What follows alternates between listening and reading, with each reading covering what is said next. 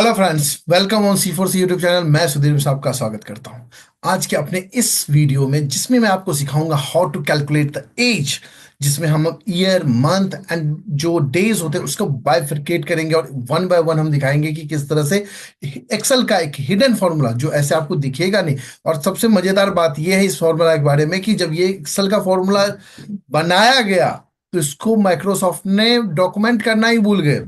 और वो भी एक वर्जन में नहीं, दूसरे वर्जन में, तीसरे में नहीं, चौथे में जाकर के डॉक्यूमेंटेड हुआ। इट मींस जो 9 एक्सेल 5 में आया था वो 2000 के वर्जन में जाकर के इसको उन्होंने डॉक्यूमेंट किया। यानी कि एक ऐसा फॉर्मूला जिसको बनाया तो गया बट डॉक्यूमेंट नहीं किया। और उसमें भी क्या है, वो हिडन फॉर्मूला है। यानी कि जो फॉर्मूला की लिस्ट होती है, जब आप टाइप करते हो तो वहां पे आपको ये फॉर्मूला नहीं मिलता। तो मैं किस फॉर्मूले की बात कर रहा हूं? मैं बात कर रहा हूँ डेटेड इफ फंक्शन की। और डेटेड इफ फंक्शन एक ऐसा फंक्शन है जिससे आप easily number of month, number of days, number of years जो कंप्लीटेड हो चुके उसके अकॉर्डिंग आप अपना ईयर्स कैलकुलेट सकते हो। और ये बेस्ट फॉर्मूला होता है किसी भी चीज का ईयर कैलकुलेशन करने के लिए, या फिर एज वाइज आउटस्टैंडिंग कैलकुलेट करने के लिए, वेंडर का जो पेमेंट होता है उसकी एज वाइज कैलकुलेशन के लिए। तो इस तरह का जब भी हमें कैलकुलेशन करना होगा, हमें याद करना चाहिए डेटेड इफ को।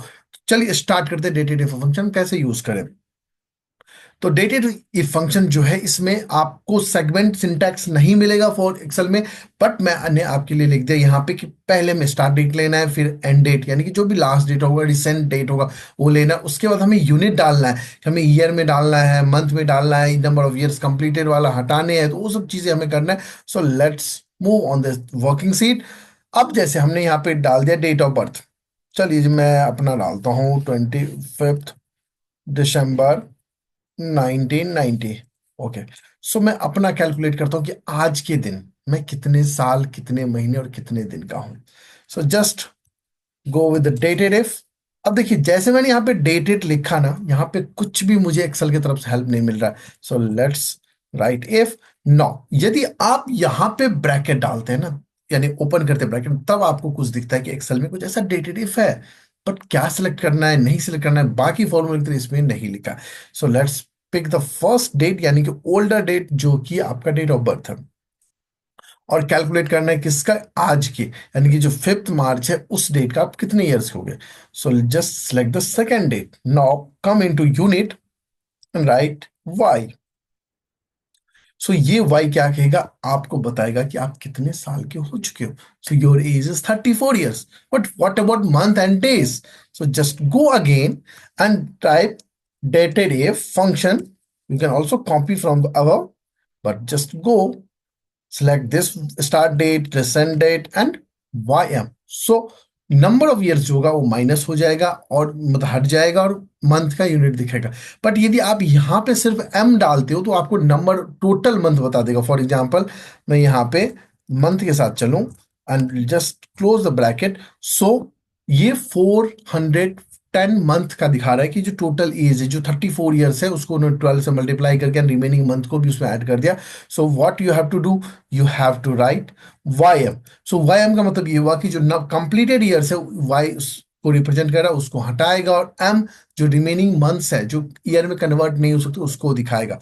Just put enter. So 34 years 2 month. Now let's move on the days, number of days. So again जो डेज अभी मंथ में फिर कंप्लीट नहीं हुआ है, so just write here. So again dated functions. So just write here and select the first date, then select the second date. Okay. Now if यहां पे यदि हम डी लिखें, सो डी क्या करेगा? टोटल नंबर ऑफ डेज को represent करेगा। सो यहां पे हमें क्या लिखना है? सो हमें मंथ को इग्नोर करना है और डेज को यहां पे लाना है। So just M D. So just press enter. So 34 years 2 months and 8 days. So what you can do, you can combine all the results to show the actual result by just like 34, just select, write years, then combined. You can put the space along with text, so you don't need to write extra lines and formulas. So just select your months again, and then double quotes, months, again double quotes, and again the number of days. Just select days and bracket. days. Okay. Enter. So 34 years 2 months 8 days. Okay. So हमारे पास क्या दूसरा तरीका है calculate करने का? Yes है, but थोड़ा सा कॉम्प्लिकेटेड है। कैसे कॉम्प्लिकेटेड है? सो हमें क्या करना, देखिए डेट जो होता है कोई फॉर्मेट नहीं है एक्सेल में, दैट इज अ नंबर। अब उस नंबर को हमें क्या करना होता है, माइनस करना होता है।